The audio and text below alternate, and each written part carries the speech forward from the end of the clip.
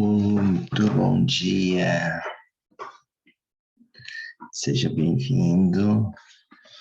Hoje é terça-feira, 22 de março de 2022 e vamos fazer a leitura de Neemias, oração de Neemias, capítulo 1. Então, nós pedimos que o Espírito Santo venha agora sobre essa leitura, sobre essa palavra, que o nosso coração receba as palavras que o Senhor quer falar agora com cada um de nós, que possamos ter os dons de sabedoria e discernimento, conduzidos pela luz do Espírito Santo, para entender as palavras, para entender o contexto, para entender a aplicação dessas palavras da nossa vida. E que possamos sair dessa leitura com mais uma bagagem, com mais um pouquinho de água viva no nosso copo. Que a palavra do Senhor reavive em nós o nosso ser, a nossa identidade, o nosso propósito. E nos fortifique para todas as construções que precisamos fazer, as reconstruções que precisamos fazer no nosso dia, na nossa vida, na nossa casa, na nossa família.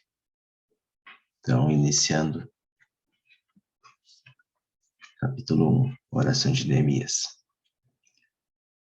Palavras de Neemias, filho de Acalias.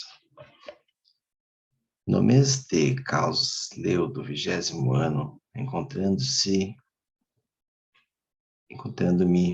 eu em Susa, no palácio, eis que chegaram de Judá Hanani, um de meus irmãos, com alguns companheiros. Perguntei-lhes pelos judeus libertados que tinham escapado do cativeiro e a respeito de Jerusalém. Aqueles que escaparam do cativeiro, disseram-me eles, estão lá na província, numa grande miséria e humilhação. Os muros de Jerusalém estão em ruínas e suas portas foram incendiadas. Ouvindo tais palavras, sentei-me para chorar e fiquei vários dias desconsolado. Jejuei e orei diante de Deus, do Deus do céu, dizendo: Ah, Senhor, Deus do céu, Deus grande e temível, vós que permaneceis fiéis à vossa aliança e exerceis a misericórdia para com aqueles que vos amam e observam os vossos mandamentos. Que vossos ouvidos estejam atentos e vossos olhos se abram para ouvirdes a prece que eu, vosso servo, estou fazendo na vossa presença, de noite e de dia, pelos filhos de Israel, vossos servos, confessando os pecados que nós, os israelitas, cometemos contra vós, porque eu mesmo e a casa de meu pai temos pecado. Nós vos ofendemos gravemente e não observamos as leis, os mandamentos e os preceitos que destes a Moisés, vosso servo. Lembrai-vos da palavra que destes ao vosso servo Moisés, dizendo: se transgredirdes meus preceitos, eu vos dispersarei entre as nações. Mas, se voltardes a mim, se observardes os meus mandamentos e os praticardes, mesmo que estejais deportados às extremidades do céu, eu vos reunirei ali e vos farei retornar ao lugar que escolhi para estabelecer nele a morada de meu nome. Eles são vossos servos, esse mesmo povo que libertastes com o poder e a força da vossa mão. Ah, Senhor, prestai ouvidos à oração deste vosso servo e à oração dos vossos servos que veneram o vosso nome. Dignai-vos Hoje dai bom êxito ao vosso servo e fazei-o ganhar o favor do rei. Eu era então copeiro do rei. Capítulo 2. No 20º ano do rei Artaxerxes, no mês de Nissan, estando o vinho diante de mim, tomei-o e ofereci ao rei. Ora, jamais em outra ocasião eu estivera triste em sua presença. Disse-me o rei: por que tens a face sombria? Não estás doente? Tens, no entanto, algum dissabor? Muito conturbado, respondi ao rei: viva o rei para sempre. Como não haveria eu de estar pesaroso, desde que a cidade onde se encontram os túmulos de meus pais está devastada, suas portas consumidas pelo fogo? Disse-me o rei: que tens a me pedir? Então, fazendo uma prece ao Deus do céu, eu disse ao rei: se aprouver ao rei, e se o teu servo te agradável, permite-me ir para a terra de Judá, a cidade onde se encontram os túmulos de meus pais, para reconstruí-la. O rei, junto de quem estava sentada a rainha, perguntou-me: quanto tempo durará tua viagem? Quando voltarás? Ele consentiu que eu partisse, logo que lhe fixei certo prazo. Prossegui: se o rei achar bom que me deem missivas para os governadores de além do rio, a fim de que me deixem passar para Judá, e outra carta para Asaf, o intendente da floresta real, para que ele me forneça a madeira para a viga das portas da fortaleza vizinha ao templo, para as muralhas da cidade e para a casa em que eu habitar. O rei concordou com o meu pedido, porque a mão favorável do meu Deus estava comigo. Fui ter com os governadores de além do rio, entreguei-lhes as cartas do rei. O rei também tinha enviado para mim alguns chefes militares e cavaleiros. Mas quando Sanabalate, o Horonita, e Tobias, o servo amonita, foram informados disso, ficaram grandemente despeitados por ter chegado um homem que procurava o bem dos filhos de Israel. Cheguei a Jerusalém e, depois de ter passado ali 3 dias, levantei-me durante a noite acompanhado de um pequeno grupo de homens, sem dizer a ninguém o que o meu Deus me tinha inspirado fazer por Jerusalém. Não tinha comigo outro animal senão aquele em que eu montava. Saí à noite pela porta do vale, dirigi-me à fonte do dragão e à porta da esterqueira. Verifiquei que as muralhas de Jerusalém estavam arruinadas e que as portas estavam consumidas pelo fogo. Prossegui rumo à porta da fonte e à piscina do rei, mas não havia ali lugar onde pudesse passar com a minha montaria. Subi então à noite ao barranco, examinei a muralha, retomei em seguida o mesmo caminho e reentrei pela porta do vale. Os magistrados ignoravam aonde eu tinha ido e o que queria fazer. Até aquele momento eu nada havia deixado transparecer, nem aos judeus, nem aos sacerdotes, nem aos homens importantes, nem aos magistrados, nem às demais pessoas do povo que se ocupavam dos trabalhos. Disse-lhes então: vede a miséria em que estamos. Jerusalém devastada, suas portas consumidas pelo fogo. Vinde, reconstruamos as muralhas da cidade e ponhamos termo a esta humilhante situação. Contei-lhes em seguida como a mão do meu Deus havia protegido e narrei-lhes tudo o que me tinha dito o rei.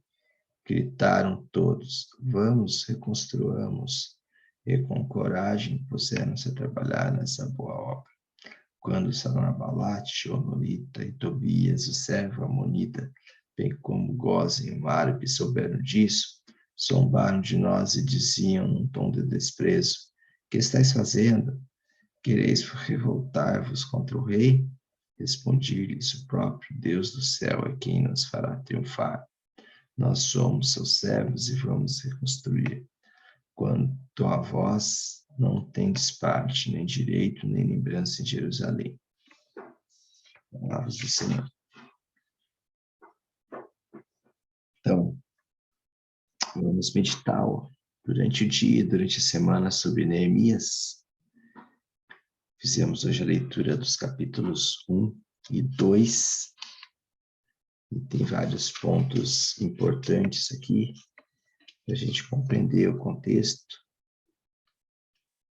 Foi quando Jerusalém estava destruída e Neemias orou ao Senhor e pediu e conseguiu a graça de Deus junto do rei.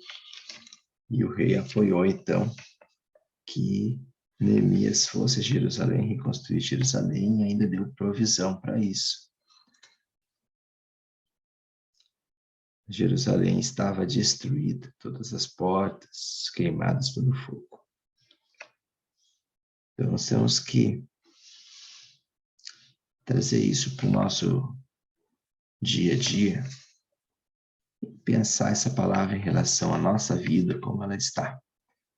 Também a nossa comunidade, como ela está. Também a nossa nação, nosso país. Nossa vida está, talvez, com as muralhas abertas, queimadas pelo fogo. E cada muralha tem um significado. Se puder estudar sobre isso, né? Mas cada muralha tem um significado na nossa vida. Que a gente possa, imbuído nesse espírito durante essa semana, com essa leitura do Neemias, enxergar pelos luz do Espírito Santo quais são as nossas muralhas que precisam ser reconstruídas, quais são as nossas portas que precisam ser fechadas, refeitas. Então, cada palavra aqui nesse livro, ela tem um significado, por isso que a Bíblia é, sempre será, a palavra de Deus, nosso guia.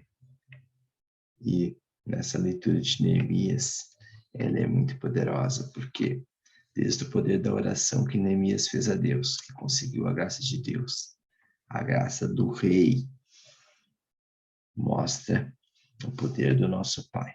Tudo que a gente pede a Ele, com sinceridade, com humildade, Ele nos concede muito maior do que aquilo que a gente pensa. Onde nós estamos hoje? Como estão nossas muralhas? Também, aqui mostrava que Neemias não contou a ninguém os planos dele, a não ser ao rei, que fez o envio dele. Mas todos aqueles trabalhadores que estavam com ele, servos que estavam com ele, queriam reconstruir a muralha, assim como os magistrados. Capítulo 2, versículo 16, diz: os magistrados ignoravam aonde eu tinha ido e o que queria fazer. Até aquele momento eu nada havia deixado transparecer, nem a judeus, nem aos sacerdotes, nem aos homens importantes, aos magistrados, nem às demais pessoas do povo que se ocupavam dos trabalhos. Então, os nossos planos, os planos que o Senhor tem na nossa vida, eles não precisam ser contados até a hora de pôr em prática, de executar. É isso que diz aqui também nessa palavra. Então, tem vários outros códigos, vários outros versículos que podem ter falado mais para um ou para outro, mas nós vamos pegar aquele que falar mais a cada um de nós e meditar sobre ele durante o dia. Amém? Uma excepcional terça-feira e amanhã, quarta-feira, às 4h30 da manhã, nós seguimos com a leitura de Neemias a partir do capítulo 3. Convide mais pessoas para estar neste grupo, passe esse link e vamos fazer com que essa leitura seja compartilhada com mais pessoas. É isso aí. Excepcional dia para todos.